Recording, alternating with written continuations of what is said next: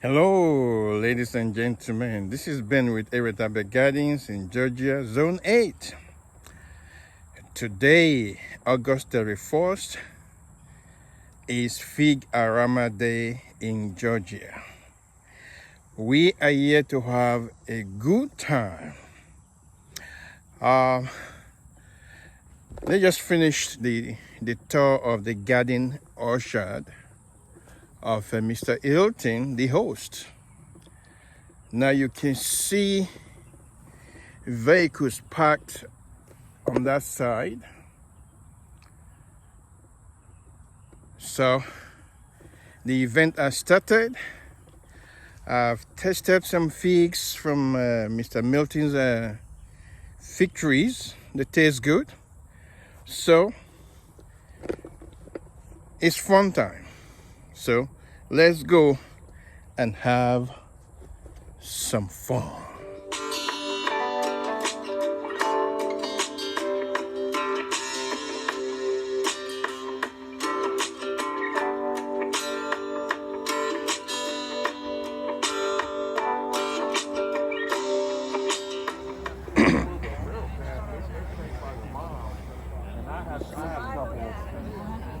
Since I got cats, squirrels stay high in the trees. They don't come down and mess with my garden or nothing.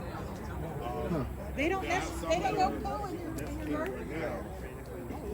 They just can't. I don't see it. Don't you cut them? Oh, how you doing? Where is Matthew K? Right here.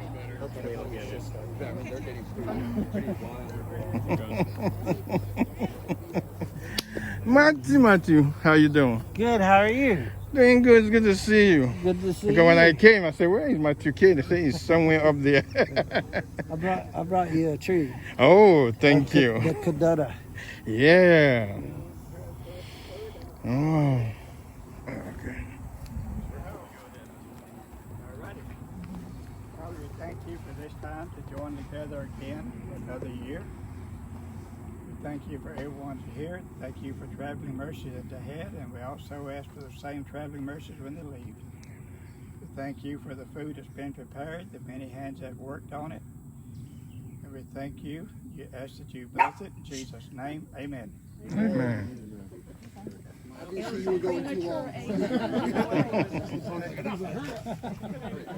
Hey, Kenji, I like that blessing though.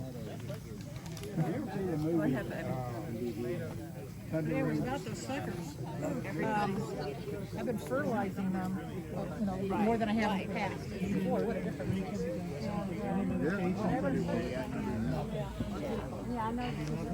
Oh, yeah. That's why they want some big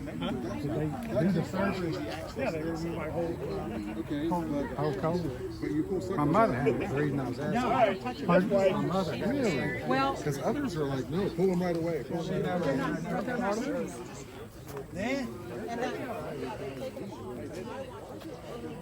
And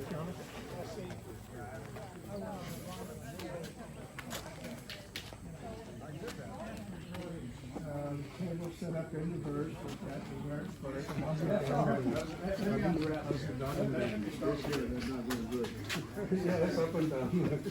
I know I at least want to split a pawpaw with somebody. That's Pawpaw? my only request. Papa? To share a pawpaw with somebody if I don't get a whole one. I'll share one with you. There you go. Oh, I've never tried one before. I never have either. I planted one, but I don't have. I've never- mine produced papa this Did year. it? Yeah. And in fact, I picked two of them from the ground. I said, okay, so I just put them on the table so it can get right. Yeah. Silver foil. Sounds good. Silver foil. I don't know if that's, Silver foil. we will not throw the seeds away. We'll just say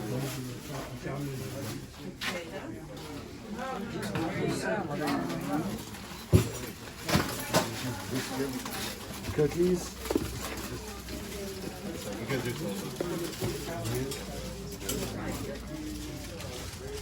Oh, they got food to there. Yeah.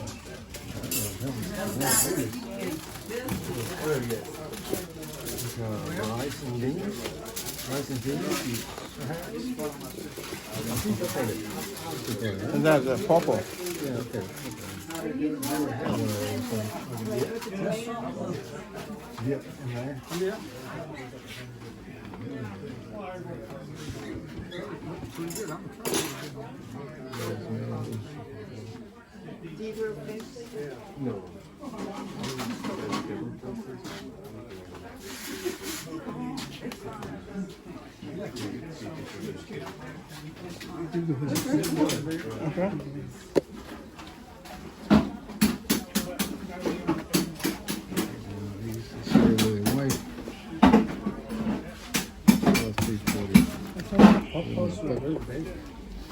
I've never had one of those. Yeah, I've never seen them, as a matter of fact, before. Mine fruited this year for the first time. So, I'm going to try it. See what.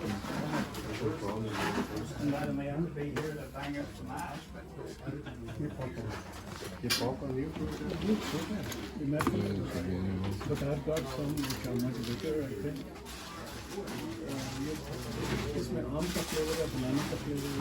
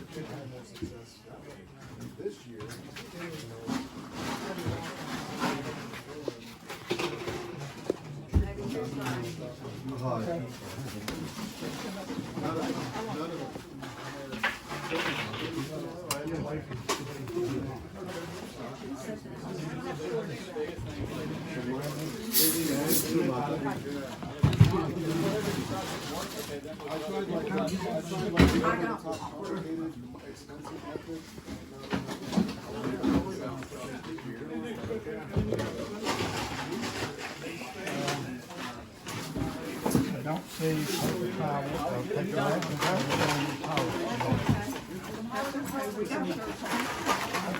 You got a shirt tail, I'm good. That's right.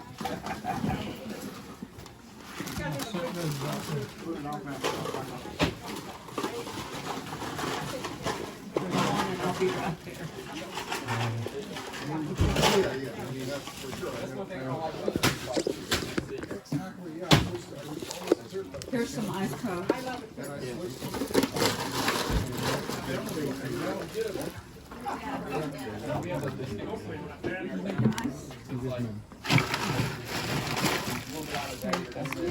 I'll let you go. About some cutting method that he has worked on, and some of it we just have an idea. We tried. Some of it hadn't worked, but he's got one that's working pretty doggone good and simple. And like most cuttings, well, when you buy a cutting, get a cutting, you'll have most of the time 3 nodes. Do you need 3 nodes? No. What if you could do it with 1 or 2 nodes? Increases your chance of another tree plus, stronger survival. All right, you ready? Yeah. All right, go for it. Basically, we buy cuttings, and they may be costly, $50, $80 bucks. And a lot of times they may fail, or they will root, leaves will come out, and then all of a sudden the whole thing collapses. And we wonder what happened. It could be a lot of factors. And it was happening to me quite a bit this year. So what I did was I took the cutting and I split it. And this is what I found. It was diseased inside. There's no way you can tell if a cutting is Just diseased. pass it around, take a quick look at it, and There's no way you can tell if a cutting is diseased or not. We saw the cuttings which were right from the bottom of the tree. They were more prone to be attacked by insects, and they would go closer to the ground, closer to vermin, insects, whatever. And This is just a thinking through process. As we started moving up the tree, we did notice that our success increased versus a cutting down close to the ground. And also, I showed 2 days ago to Milton, I got a soft cutting and I split that and we saw damage in there too. So the insects can get into the soft cuttings too. What I'm getting at is the thicker your cutting is, that has survived. Thumb size or bigger. That has survived all the elements. You know, people tell us it has to be at least pencil thick. You know, I've seen a lot of plants over here with big caliper. I think those have a much better chance of survival and rooting. So what I did was I took cuttings and I split them in half, one node. And what I got was a node with cambium, whole bunch of cambium showing. All right, stop right there just a minute. Normally, say that's your node, that's your cutting. Your cambium, you got your outer part, your cambium layer, and then the wood. See how much cambium you got here on that? But when he split it, how much of an increase did we get on cambium? And that's where that's kind of like the heart of the matter. Well, the node may be, but that node's got to be fed. Where's that feed coming through? Your cambium. Now, anybody here can add to that, take away from it, no different.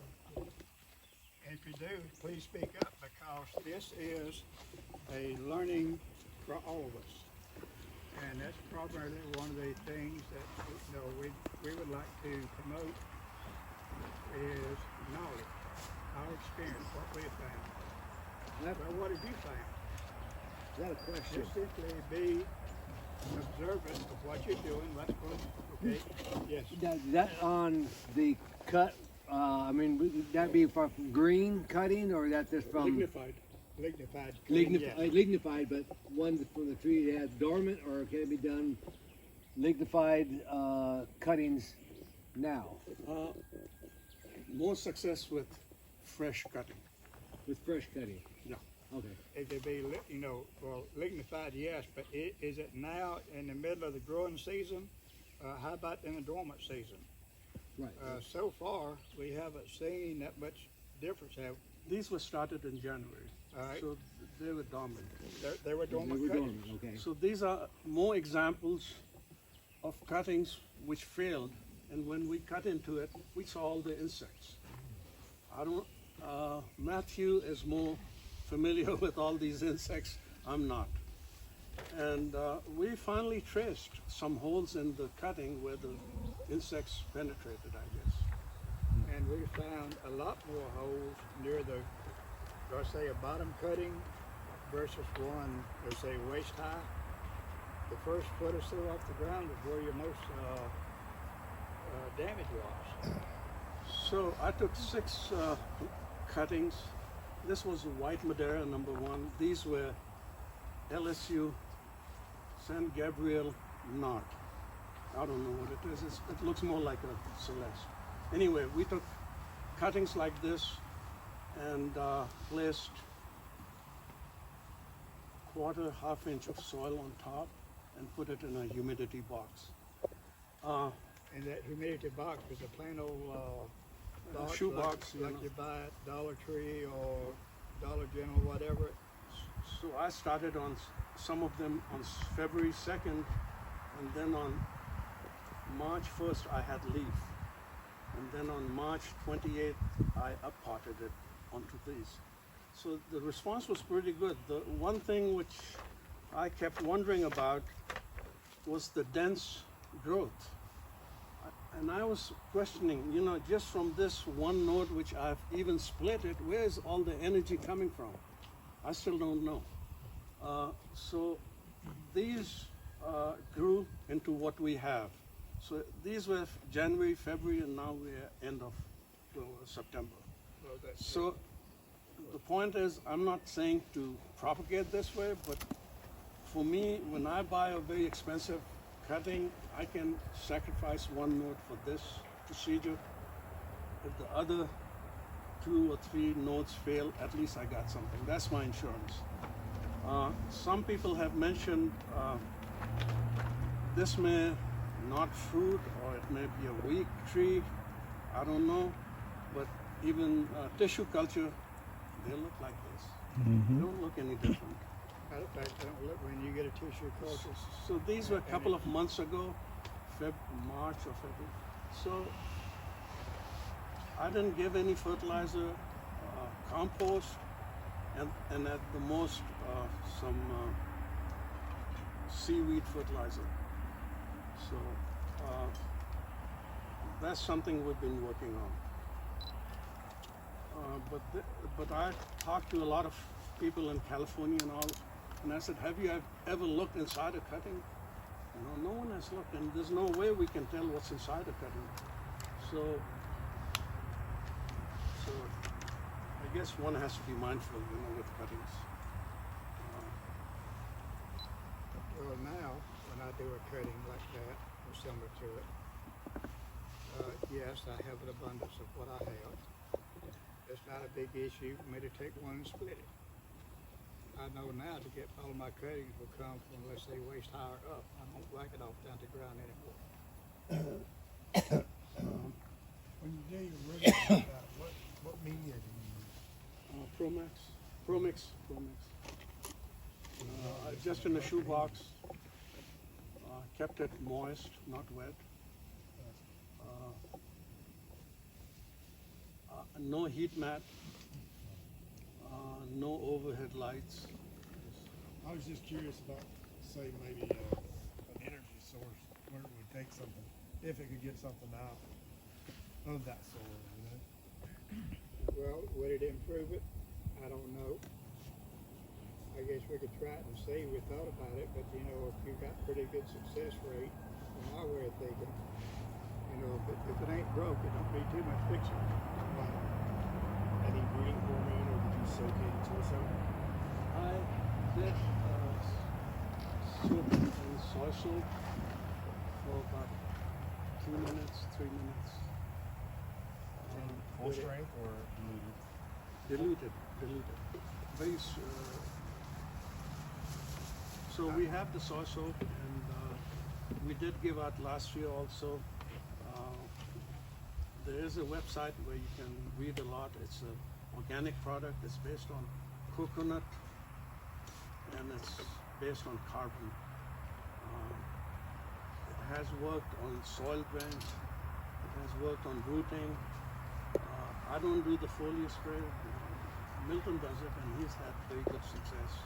My success with it last year when I had the ambrosia beetle, I sprayed the whole. Well, the first thing I would do if it had ambrosia beetle, I just take my hand and knock that grass, which they call that, the sawdust where the beetle went in.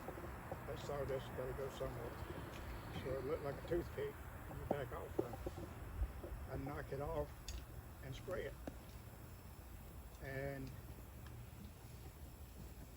I had several trees that got sprayed 3 times. But I haven't had any more soil. I haven't seen not one ambrosia beetle this year. And I've checked my trees. Most of the time, and this is something to start checking your trees around the middle of February, especially the last of February. And if you see it, get on top of it. They always tell you to cut it down, burn it, get rid of it. I didn't cut none of my down, not one. Every tree I had last spring, I got this spring, except for 2 I think I lost over one. And that was small young stuff. But I did spray the tree with soil. I ended up, the first time, I went heavy on it. Well, I had access to it, I used it. Right or wrong, I can't tell you, I just tell you, I haven't sprayed any this year. I've seen no ambrosia beetle either. And my leaves got a good healthy green color to it. And as long as they got a good healthy green color, do I need to fertilize? But something else I did is spray the drip line under those trees.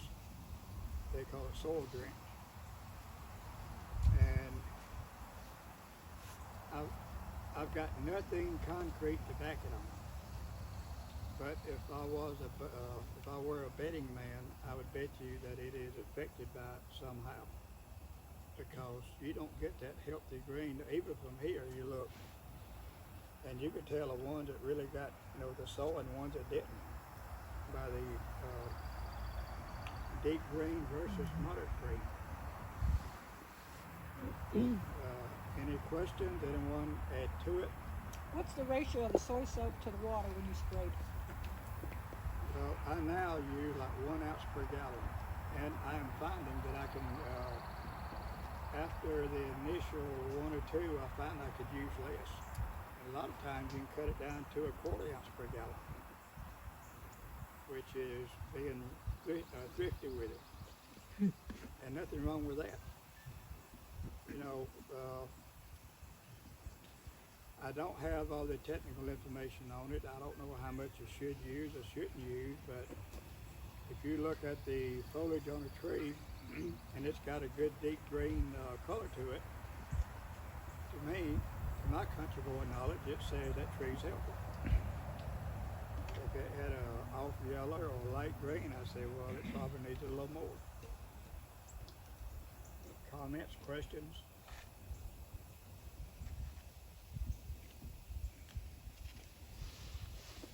I got a question for the group, somewhat related to this. Ambrosia beetles, anybody get hit hard this year? Not on my figs. Last year, yeah, I agree. So did I. And with very little or too late of a treatment, I tried lime washing them.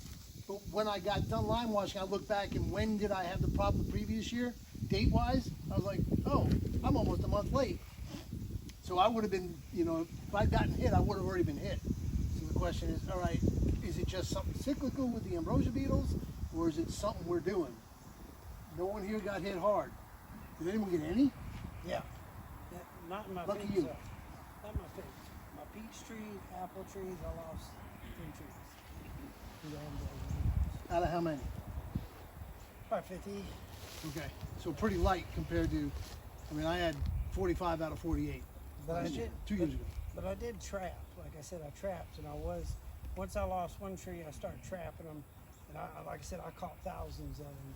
But I didn't have them the previous year, I never noticed them the previous year, so I don't know why I had them this year and not, so they seem to come in cycles, maybe, or in, maybe heavy one season and light the next. I chased them out of my yard and they went to roost. So how do you trap them? I say they're alcoholics, because they like alcohol. So they Beer, liquor. vodka. Ah. Yeah, they're ethylene gas. They're attracted to the ethylene gas. So a tree that's been damaged by cold produces ethylene gas. And that gas is what they smell and what they're drawn to. So we had a very mild winter this year. There wasn't a lot of cold damage. So the previous year, we had a lot of cold damage, which those trees struggled. There's a lot of rotten wood and dead wood, which produce ethylene gas that's then attracted to ambrosia beetles. So that's what they're drawn to. So most likely, like my peach tree or something like that, they had damage this year. And so like my apples had fire blight and stuff that we got off. So they were probably weak starting off in the spring and producing that gas, which then in return drew the ambrosia beetles to those trees. And so, but you can make traps. Either you can buy from Great Lakes IPM, they have like these different traps you can use. You can experiment. They're like a bucket with a funnel lid. Like they have for chicken coops and stuff, right? Right. And then what's the mixture? You just want straight vodka. About that much in it? Yeah, just a little bit for them to go in there. Like after losing my apple tree, I went out and I set traps. And because my wife uses vodka to paint wedding cakes and stuff like that, she mixes it with food coloring and stuff. And she was kind of mad I used all of her vodka.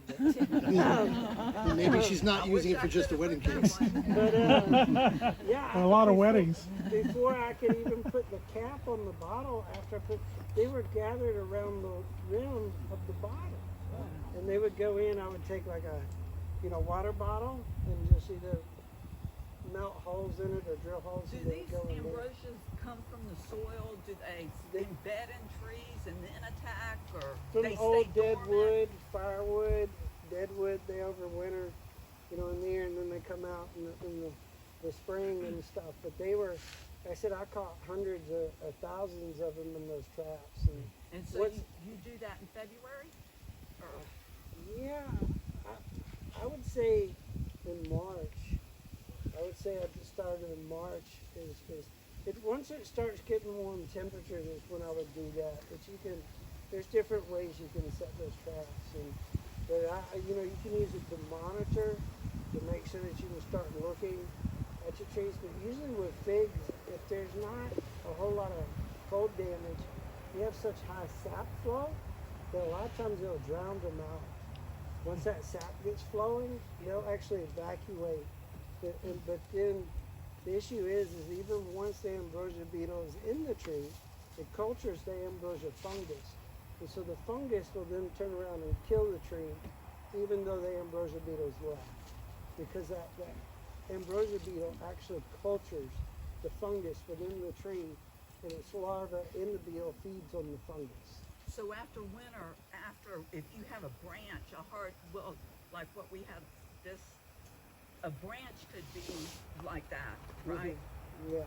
So they can actually, it will spread down through the tree and stuff like that. So if you do, it's best to remove it. Milton's trees are well established, they're older, they can handle, pretty good pressure, as far as that. And, but if they're a younger tree, but they usually won't get the small stuff. I think the caliper has, because they go in there, they hollow it out, they lay their eggs, and they, the fungus they carry on them, they actually culture it, they eat, within the tree. And because even once I've seen the beetles gone, I've seen them die back. That would cut the wood in half, and some of the decay that Abdul pointed out, like the disease stuff in the cavity, does in the cutting look like it was from ambrosia beetles or the ambrosia fungus. That could still be in the tissue, of the cutting or in the tree itself.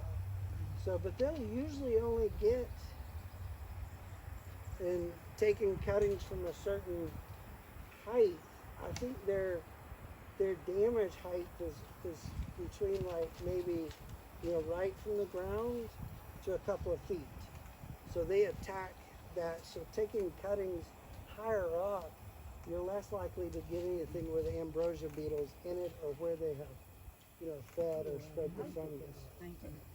And yes, I noticed that, that I don't know why I wasn't aware of it, but the minute you said it, there was most ambrosia beetle damage I saw was down in that area from there down.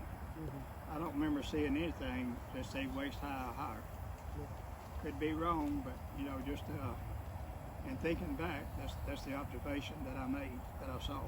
I'll second that. And see, this is the reason, the main reason for this little meeting group is information share. Because the problem that you had, see, I hadn't thought about that before, but you're right, based on what I've seen. You agree with it because it struck a chord with you.